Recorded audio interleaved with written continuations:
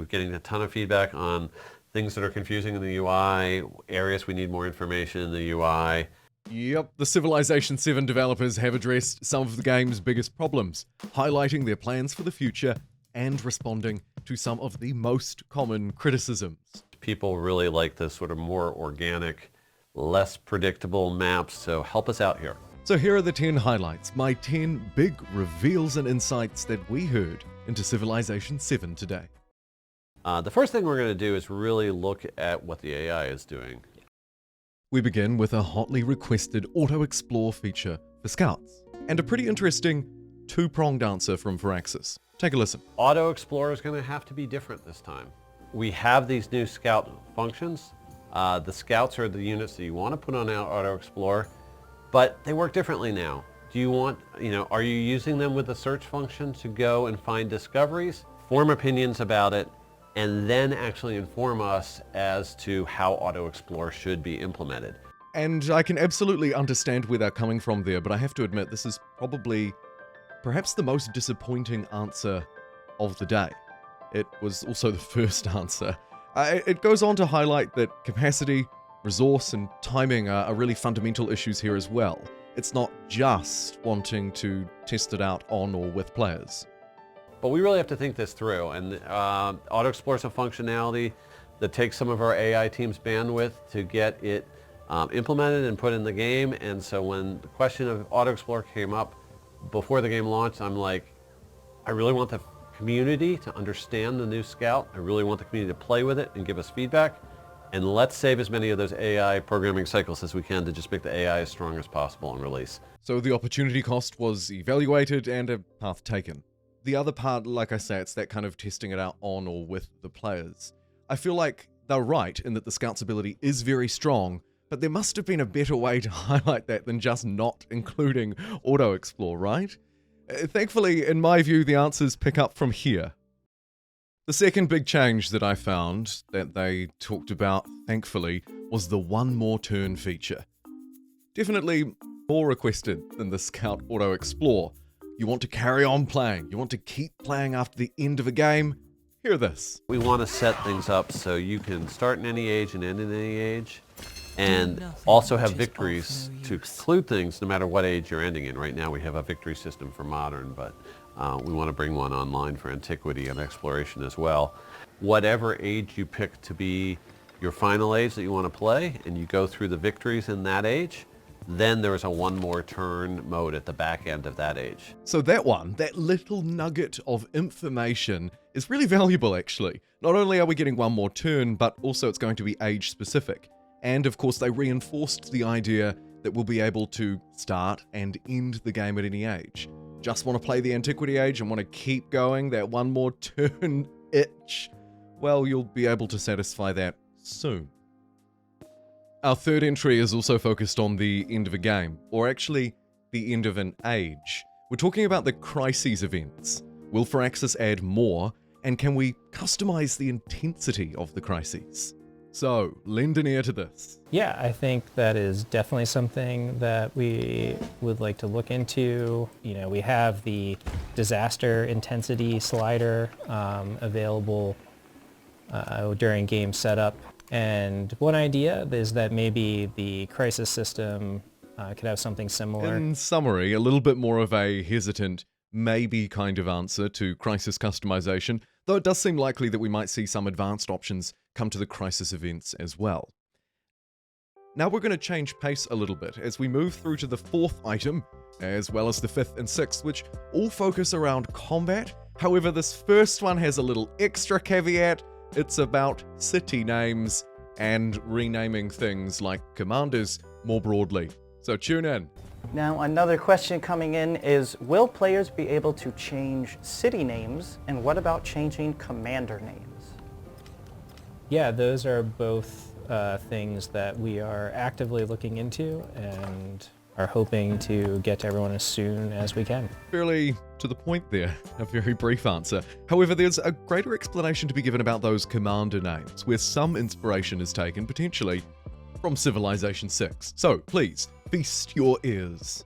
Chat has said that for renaming commanders, we need an Ed Beach 1st Infantry Division.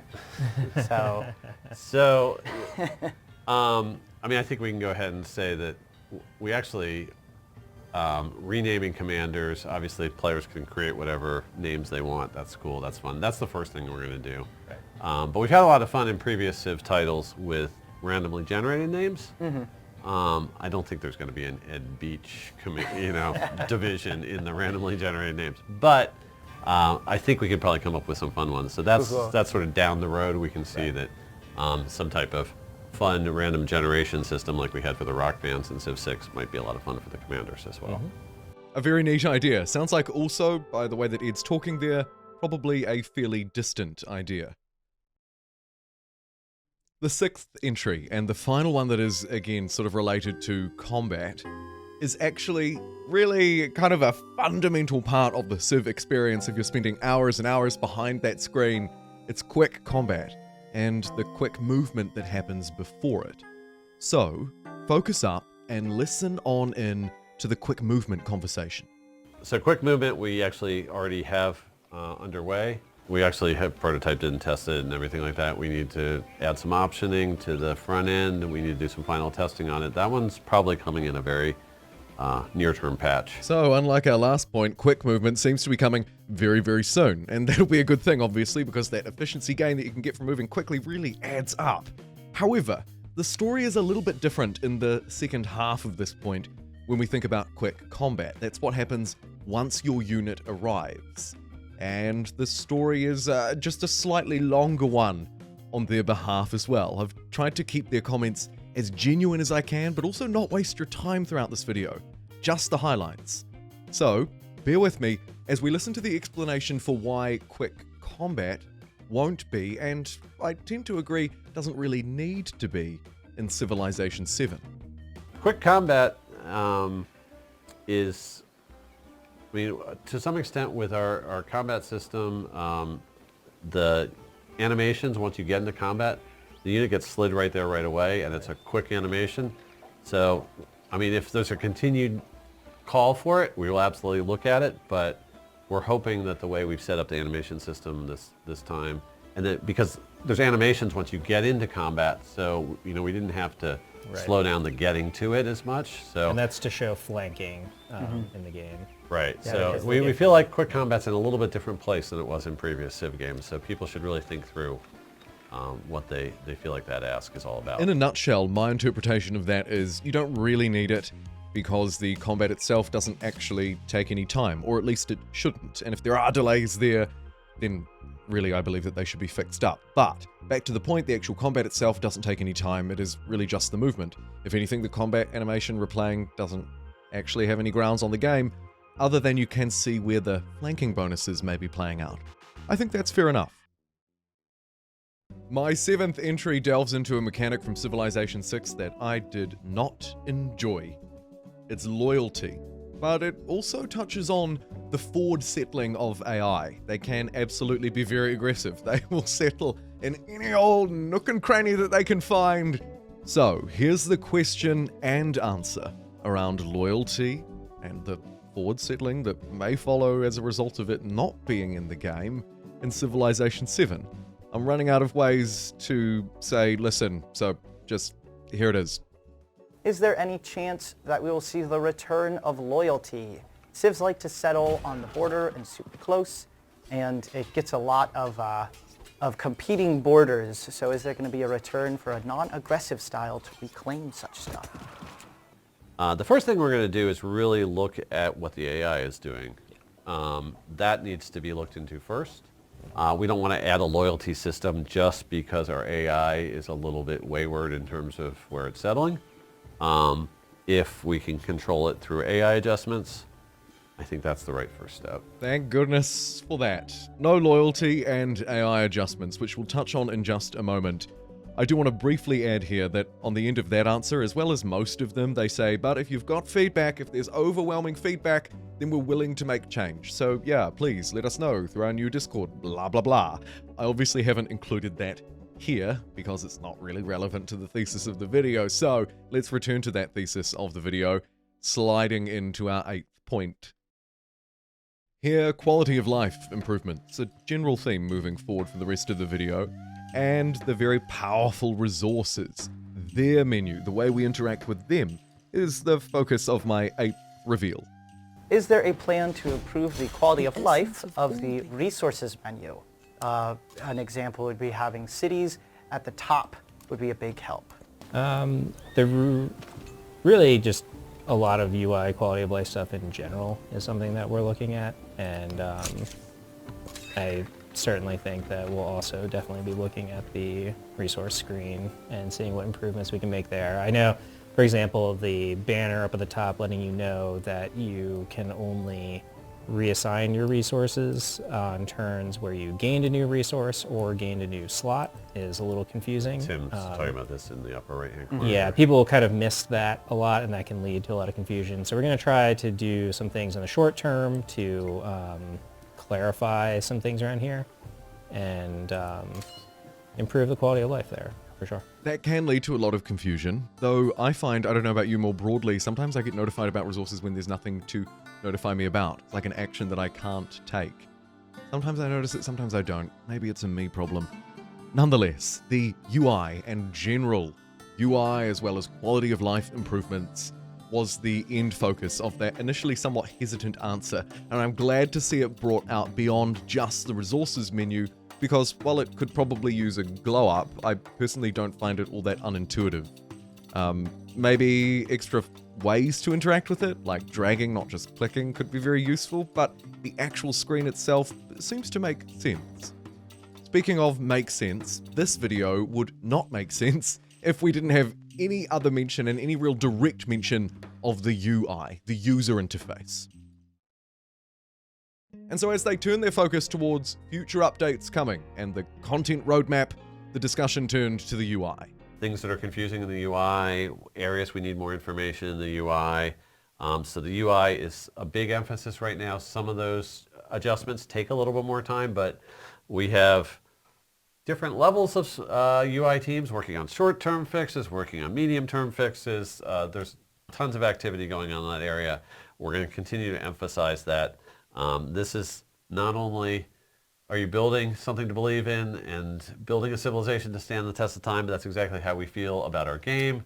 We're really happy with the response that we've had from the community. A lot of people have been very bold and thrown themselves in, and you know, we restructured the way a Civ works. We broke it up into chapters called ages.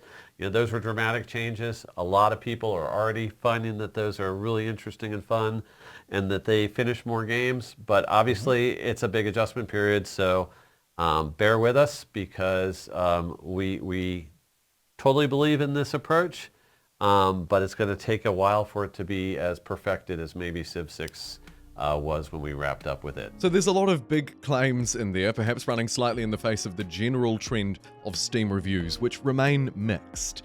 However, of course, that final idea, the way that they sort of round out the conversation by saying, hey look, it's going to take a while for Civ 7 to be as perfected as Civ 6, is probably not a surprise to you or I, or at least if you've played a Civ game at launch before.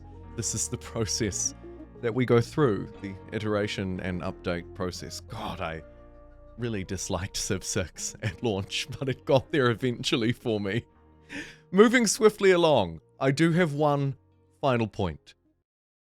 My last point is a fairly straightforward one with around a 30-second answer.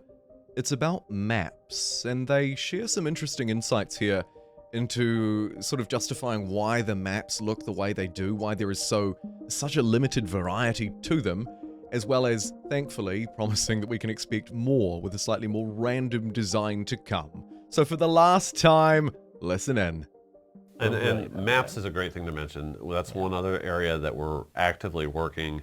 Right now, our maps are a little bit skewed towards the balanced multiplayer experience. And what the feedback is telling us is people really like the sort of more organic, less predictable maps, especially when they're playing single player and you're not as concerned with everyone getting a fair start. That's a whole bunch of the map technology is based on what we did in Civ 6. We have that ready to go. So it's not going to take us long to roll out some maps that are meeting players' expectations, and that's something that's getting underway right now as well. Were the fair maps ever really in contemplation for single player? Surely single player is still the most dominant version of the game. Maybe not. Maybe I know that there is a larger multiplayer community out there this time because I've heard your complaints too. I don't know, but either way, the good news to take away from that point is that more maps are coming and they will be more random because please give me an unfair start, please. A few things to mention here at the end. The first one about maps. They also talked briefly about map search, something they want feedback on, but they believe sort of a starting point will be roughly what Civ 6 had. Obviously, specialists may also carry through the ages and future, something I was initially wrong and confused about. So just FYI to anybody who tuned into the live stream, they do not carry through, but Firaxis are considering it. Thirdly, they might pull more of the March content updates back into February. More to come for both months, they reassure us. And as more DLC is added, of course, the default unlocks for civilizations, the amount of civs you'll be able to play as a leader or have unlocked by default, will also increase, so that proportionality should stay the same. If you're having 5 unlocked out of 10, then you should still roughly have 50% unlocked. A minor point, but something I wanted to mention here in my final notes.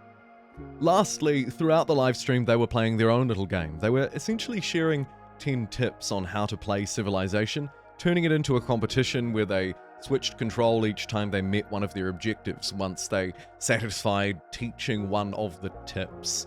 And of course, if you'd like to have a look at the whole thing, get their full Q&A responses, the whole tutorial, you can have a look, for their live stream will be linked down below. Thank you for watching. I'll see you next time.